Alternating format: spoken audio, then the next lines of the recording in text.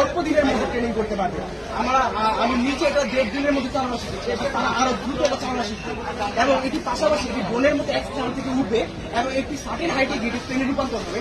আমাদের সামনের দুটো মোটর সামনে দিকে টিল্ট করবে এবং পিছনের দুটো মোটর অফ হয়ে যাবে।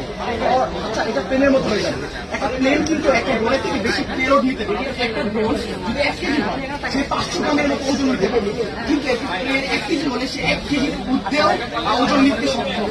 অর্থাৎ আমরা বেশি ওজন নিতে পারতেছি এবং পাশাপাশি অল্প সময়ের মধ্যে একটি বিশাল এরিয়া কভার করতে পারতেছি, যার কারণে এটি একটি হেলিকপ্টার থেকে বেশি সহজ এবং এটি খুব সহজেই কন্ট্রোল করা যায়।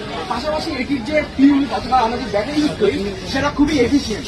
এটা আমাদের ফ্লাইট টাইম হচ্ছে ড্রোন হিসাবে 45 মিনিট এবং আমাদের প্লেন থেকে কনভার্ট করলে এটি 130 মিনিটের মতো ফ্লাইট টাইম দেয়, যেটা একটা নর্মাল ড্রোন হিসাবে অনেক বেশি বলা যায়। যারা ডিজাই বিভিন্ন বড় কোম্পানি যারা তারা 45 মিনিটের মধ্যে ব্যাটারি প্রোভাইড করতে পারে না। মূলত আমরা এখানে ক্যামেরা লাগাইনি, বাট এখানে আমাদের দুটা বে আছে। প্রথমে হচ্ছে সেকেন্ডারি বে এবং সামনে আছে ফ্রন্ট বে। ফ্রন্ট বেতে ক্যামেরা সহ কয়েকটা সেন্সর থাকবে। আমরা বাছাই করেছি কিডবক্সের এআইও সেন্সর, যেটার মধ্যে 3টে ক্যামেরা থাকে: নর্মাল ক্যামেরা, রেঞ্জ ফাইন্ডার এবং নর্মাল আমাদের মোবাইলের এইচডি ক্যামেরা। মূলত এই তিনটার মাধ্যমে আমরা আমাদের চোরা কারবারি যারা করে তাদেরকে ট্র্যাক করতে পারবো থার্মাল ক্যামেরা। থার্মাল ক্যামেরা এমন একটি ক্যামেরা